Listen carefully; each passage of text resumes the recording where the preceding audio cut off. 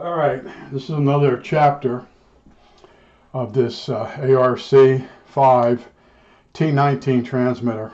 I'm halfway through from this end to here, both top and bottom. And on the bottom here, this capacitor here, okay, had the ground lug on the top. And I added it underneath. And I added another washer on this side so it's even. When you tighten them down, you won't crack the capacitor. But this is a painted bolt.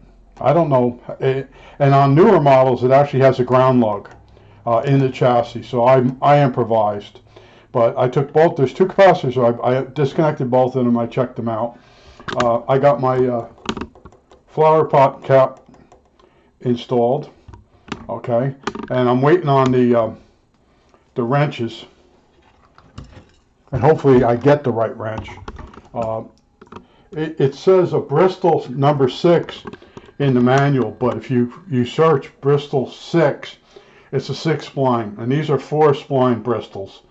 But we'll see. Might take a while. I might have a misfire, but the wrenches are supposed to come Tuesday. And I took the VFO case apart, this all off, cleaned everything inside, double checked everything, put it back together. And that circular grinder stuff that was on here, it seemed to have melted itself into the case. It was really hard to remove. This is the best I could do. All right. The other weird thing is this relay up here. This is an antenna disconnect relay. Okay. And of course, pieces are missing because the whole front assembly is missing. I tried to get, I offered a guy $50 for one that's in really bad shape just to get the front part, and he wants more money, so I'll try a little bit more today, make an offer. I cleaned these sockets out. I took these rings out and cleaned them. So I'm halfway through physically, and this is going to be a bitch to clean. I don't know how I want to do this. This is a combination of dirt, grinder dust, and motor oil. Okay, and it does come off. And I also wanted to tell you, anytime you clean the black of a command set, only use, I don't like the product, but Windex. Okay, it's got a little bit of soap in it, which is called surfactant. It's got a little bit of ammonia in it and water and blue dye. It's very gentle on this, and you won't have the paint come off. If you use anything else, it's possible you'll start having the paint come off on you. Okay, so use Windex. Soap and water if you have to, if you don't have Windex. And I wanted to show you something I found, and I went looking, and I found an instance where someone mentioned it also. And the big mouths of the group didn't get back to the guy. And I went looking, and the best I could see, it's a neutralizing capacitor. It's C62. I'm going to put the flashlight on it. Let's see if we can see it down in there. All right, I'm going to point to it. Right down in here, there's a Bakelite strip with like 2 connectors on it, and they're about 1/8 of an inch apart from each other. That forms a capacitor, the best I see. Or something's missing, but it's a neutralizing capacitor up in the oscillator.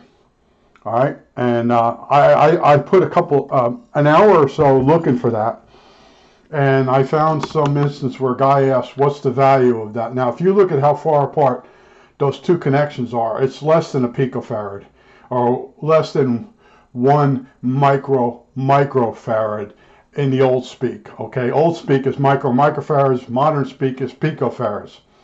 So it's basically a gimmick.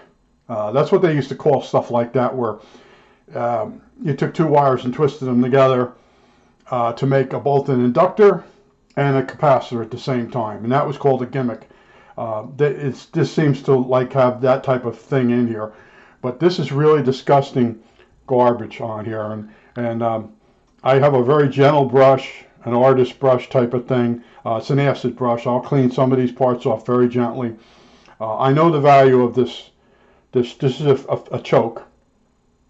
Okay, so it's not real bad, but this thing, I want this nice looking, but it looks like it's going to be a little bit more work than I was expecting. And what was the other thing? Oh, I've been looking at these. If you go on the internet and look for different modification booklets for this transmitter, you will see they tell you to gut this out, this relay for the antenna, and gut out the other one. The other relay turns on and off the magic eye and the oscillator. It's really sad what they have you gut out. Okay, so if you buy one of those transmitters that someone's done that mod, you won't be able to find those parts. That chassis is basically useless. Now, right now on eBay, there's a chassis. It's totally stripped. No tubes, no nothing on it. It's just a basic chassis. And the guy wants $57 for it plus shipping. And I'm looking at it, I'm like, there's nothing left on it. Even like these bolts that would be along here that would hold, they're not there, okay? The guy took everything possible off it, the knobs. Okay, it's just stripped. It looks like a turkey 2 weeks after Thanksgiving, okay? And he wants a lot of money for it, and it's worthless. Oh, it has a bunch of holes drilled in the side. See, one thing good about this chassis, $67, and that included shipping. There are no extra holes drilled in it. It's just filthy, dirty. It's been laying abused. Just open in a machine shop or a garage or a car rebuild place. But I also want to show you, I always say about the people on eBay. And see inside that case, see that paint that ran? At some point, someone spray painted this thing to make it look better. Now, it's possible it was the company that sold it after World War II. They touched up the vents with some paint. Okay? And that's what you can't see in the pictures. I tell you, you can look at the pictures on eBay. And a lot of guys know not to bet on certain items. And they're a lot slicker than I am. I'm pretty good. Once I own something, then I can look at it and say, oh, that's been bodged. Okay? That's Shango 66's expression, bodged. And it actually is a word. But in other words, these things have been worked over by someone that never finished it. And in their mind, it's worth a lot of money. And it is. These things, a brand new, unmolested one, in the original box that it got shipped to you from maybe Fair Radio Sales, or even Fair Radio Sales still had it in the original box. Those babies are listed for $1,700. And there's no way in hell that this thing is worth that kind of money. That's a really big, what I call nostalgia tax. Nostalgia tax is you take the original price of the unit, which would be $49, and you subtract it from $1,700, and that's what's left over is nostalgia tax. You had one of these, and you never modified it right, and you threw it out. Now you want to get back to it, or you always wanted to buy one. You saw it in the magazine. You didn't have the money, or you didn't think you had the time, and now it's eating at you, and you got to have one. Now, in my case, I never had a transmitter of this type, and I'm thinking, I can run into a dummy load without a license. I can rebuild this and get it working. Okay, and I always tell people, I really want to learn code, and I'm working on it, but it's real hard for me. All right. So, in other words, I get the fun of rebuilding the transmitter, and I can tune it up into a dummy load. And they do explain all that on the manuals. Okay. The one thing that I can't find correctly is the Bristol size. As 4 fluid, it says Bristol 6. I'm going through all these different modification manuals and seeing what the hell they did to these poor things. And that's how you make an article. Instead of saying disconnect relay 12, or actually I think that's like K53 or something like that. Instead of saying K53, disconnect the wires, we won't need that, or don't worry about K53, they tell you to gut it. See, this is the article. Part of the article is they have you removing a bunch of stuff that you're not going to use. And then you're left with what you're going to use if you finish. Okay? So a lot of people, remember I always tell you that a lot of these units, some of them are brand new in a box, in a puddle, in a cellar somewhere. And the person in their mind, it's brand new. And then they sell it to you and you open it up. It's like, what the hell happened to this thing? But there are people that they're delusional to a certain level, that everything they own is in perfect shape. And when you look at it, you're like, you're out of your mind. And I knew people like that. I still know people like that. What they have, their shit doesn't smell type of thing. And but what you got's not worth anything if they want it. It's a weird thing. But I've been reading up on what they've done to these poor things. And I'm reading it, and I'm like, this is really tricky. You know, I'm reading it, I'm like, you know, and I'm like, there's no real illustrations. So, you know, people start going in and they start clipping wires. And then all of a sudden, they can't go any further. They're stumped. And, you know, that's it. And it sits like that. And it sits down in the cellar. It gets abused. You know, in this case, this one, the person took the lid off it, looked inside, and realized it was beyond them. Or they opened it up and took out the roller inductor. Okay. And that's basically it for me with this. Unless I get another one and I get the roller inductor. But that's what happened to these things. They've seen some really bad lives. And if you read different websites, different conferences, you'll see someone will say an unmolested one goes for a lot of money. And once that type of talk goes around, the price keeps going up and up and up. But I wanted to show you that C62 neutralizing capacitor. It's basically a gimmick. Unless there's something that clicks in the position there. I don't know. I don't have another one, you know. And I told you, I tried to bid on one at $50, and the guy still wants. It says your bid has been rejected right away. So in other words, he probably wants 120 instead of 160 for it. And there's no way in hell it's worth that kind of money, you know. Because I see what I got for 160, for $67, and I know I can get pretty lucky. I can get the rest of this thing, get it working. And I work on it a little bit each day. And now the cool weather has finally came here. Oh man, I'll tell you, this summer went on the record as being the hottest ever in Lancaster. And I was starting to freaking lose it. I have one room that's air conditioned. I have fans in the rest of the house. And in Pennsylvania, that's all you really should need, but not this year. The humidity was high. It was like above 81 almost every day. And the killer part was at night it would be very humid and the temperature wouldn't roll back. Some nights it would only go back to like 73. And some nights, actually we had a bunch of nights that went down to 83 from 90 something. So you get up in the morning and man, you're shot. Sleeping was work. And right now I just went out and I cleaned the neighborhood. See, that's another thing I do. I walk around and I clean things up in the neighborhood. And I'm finding a lot of masks, the masks for coronavirus masks, and a lot of vapor, disposable vapor pens. And you know there's batteries in those, and they're laying in this thing, rotting away in the curbs, and that's going to mess the environment up. But it doesn't matter, okay? Everybody's moving to Mars, the way I hear it. Elon Musk is going to move the people who care to Mars at some point, and then there'll be, watch when they start moving to Mars, the people complaining that they should go, you know, they're the people that mess up this place, the Earth, and now they want to go somewhere better just to get away from it. You see that with neighborhoods. People leave a crappy neighborhood, which they help make crappy, and then they move into my neighborhood, and they don't care. They don't even care about themselves, okay? But this is a project. I can think about it.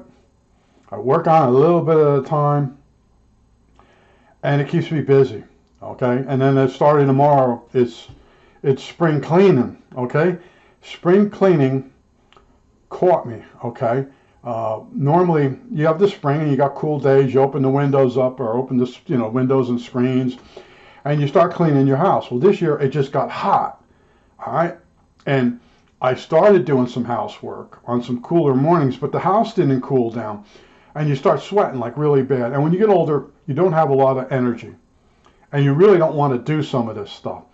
So I got right past spring cleaning, and then when I did get a few cool days, I had to mow the lawn, I had to work outside, I have to keep cleaning the gutters because I got trees around me.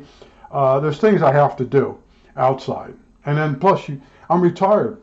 I don't want to spend all day doing some of this stuff. So I go for a walk or whatever. And then after a walk, I'll cook lunch or dinner. and then I'm kind of tired, you know, and it's coming after me from all sides, you know. And some of the people here are saying that was really a hot summer. I know it was a hot summer, and that's like the third one in a row. And you know, Pennsylvania used to be cool at night. Okay, I used to come here as a kid, and it would be hot in New Jersey. It would be hot at night in New Jersey because there was no trees, and it was all pavement everywhere. Houses were one on top. Right here, you got rolling hills and farms. And at night, it would get cool, and you could sleep good. And then the next day, you wake up, you're full of energy for the next hot day. Out here, it just stays humid, sticky. Oh, and then yesterday, it was hot, humid, and sticky, and the storm came through. And then you feel the weather you should have had. And it's really messed up. Last night, I'm like, I got the windows open, and it actually starts getting cold. And my one neighbor said they did put the heat on last night. Okay, that's the thing. You go right from air conditioning to heat. Okay, you take the air conditioner out of the window and get ready to use the heat. And that's not the way it used to be. And I told you once before, I was in a checkout over 20 years ago. And I'm coming up to the woman. She's a checkout woman. And she says to me, you know, we don't get spring and fall anymore the way we used to. It's either hot or cold. She says, we used to get days. I said, yeah, we still get them, but not as many as we used to get. And then in Jersey, we were going through these patterns where anytime the season changed, we would get heavy rains. And that takes away days where you could go out for a walk or go out and play basketball, baseball and stuff. And we went through a couple years there where the summers were horrible. One buddy, it was actually cold one year. My friend at work, he bought a swimming pool. He puts it up. He swam in it twice. He's sitting there at work. I go, what's the matter? He says, I just bought a pool. I put it in. It's freaking ice cold water in the pool. He says, the sun isn't. I said, yeah, it was a bad summer. It rained every single weekend, at least one day, sometimes both days. And I know because I bicycle rode in the rain on different rides.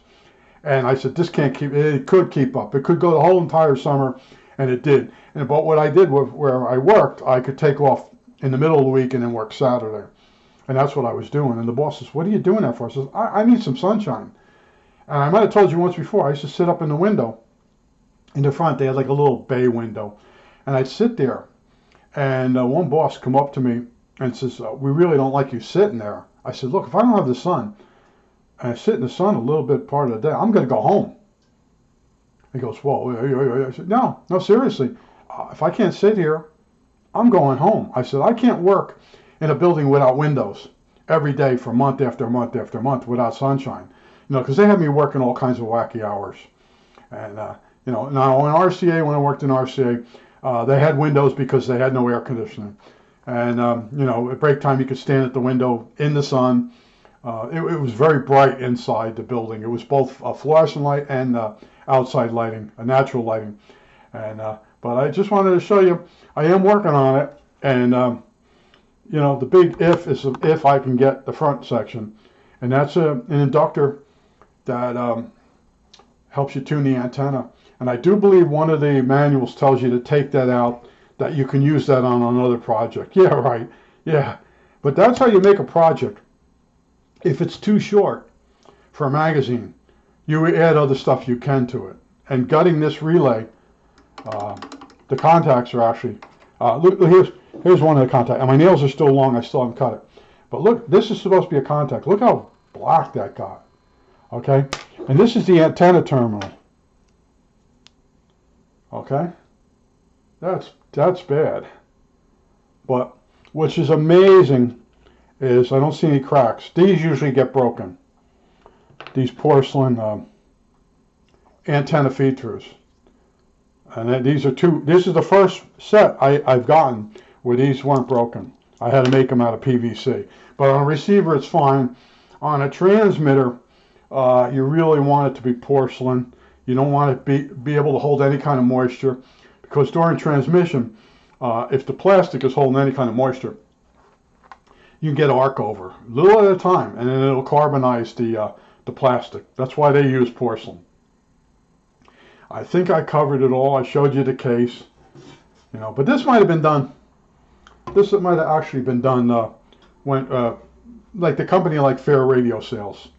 they might have, you know, hit them with a little Windex, hit them with a little spray paint, and send them to the customer. But this has so far, except for C62, I'm pretty sure I understand what's going on right now. You know, C62 could have a little thing that clips onto those little contact points. I don't know. I don't have a second one.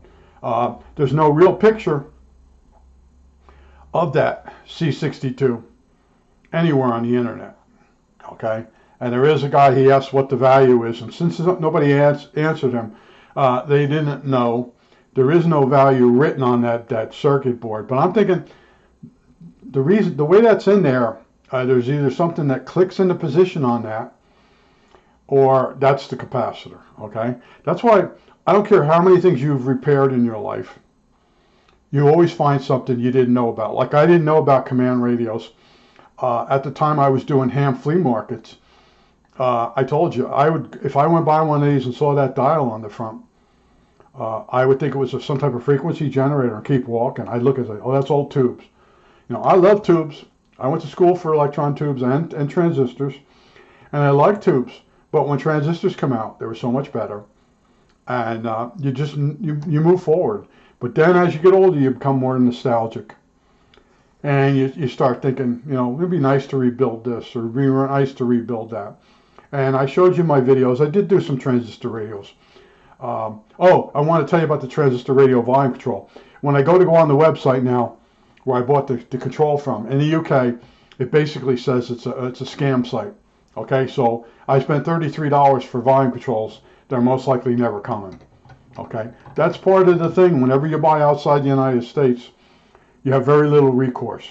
And I had guys, when they were buying from me in other countries, they just tell me they didn't get the booklet, and I'd have to send them another one. Or they would smear me.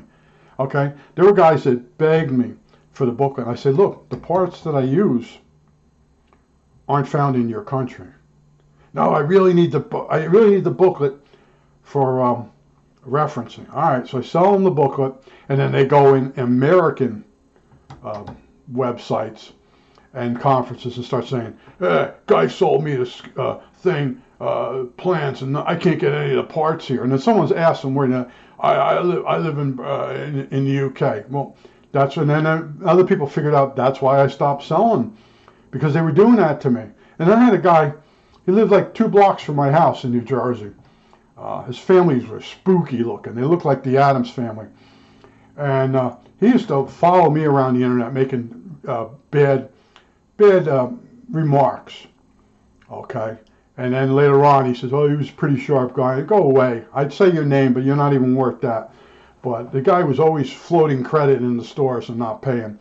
And I finally figured out who he was. And it's amazing what people will do to you because they're jealous, okay? I was working my ass off trying to get people what they wanted really cheap. That was the mistake, okay? You pick a price point, just like the Shark Tank guys say, you pick a price point. If you can't make it at that price point, you get the hell out.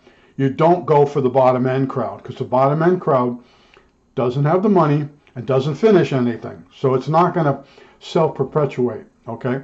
If you made a kit with 10 parts and sold it, and everybody wants it, the odds of people getting those 10 parts in the right place is not that great. And people, well, I was trying something. I read and read and read what other people try out, and they have infinite patience because they're trying to make money. I was trying to do something else. Okay, I don't say I was trying to save the United States industry and basically get people to start making things again. That's sort of where I was going, but it was a waste of my time, a waste of my retirement money.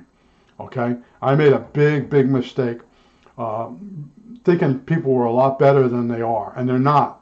50% of people are total crap, and then another 25%, they're only good if you watch them. Okay, and 25% of people are they're pretty good. They know what they should be doing. They might, instead of getting involved, they might just walk away. So that's kind of helpful, you know. And then there's the people that get involved that shouldn't get involved. And then you got the people with the big egos, and there's a lot involved in things. And you're only trying to promote like I was promoting CNC in the country of the United States.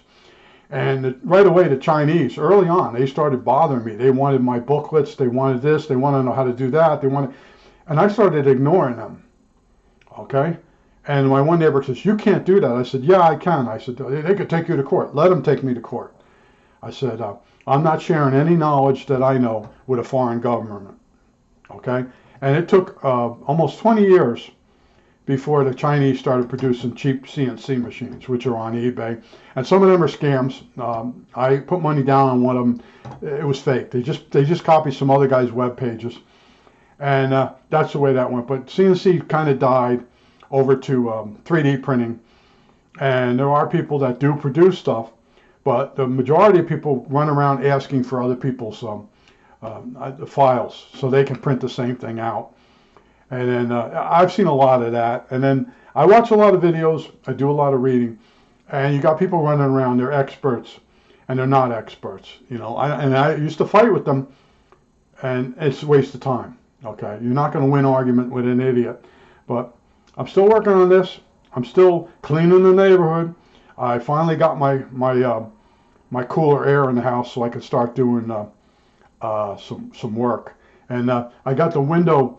The blind sort of tilted to put light in here on this thing, and I'm heating up and being in the sunshine. The sun's coming in through the window on me, but it's amazing having 3 hottest of all time summers in a row. And I become 70 years old next year. And when you get older, one of the things that will slow you down is the heat, and it's because the efficiency of your heart goes down. And your ability to regulate your temperature of your body gets wacky after 60 years old. And I have to watch what I'm doing outside. I don't overdo it. And I was like, man, this can't get any more messed up. But yet it can get messed up. And like I said, at some point there will be people living on Mars. And they ask Musk, like, what kind of society will he have and all that.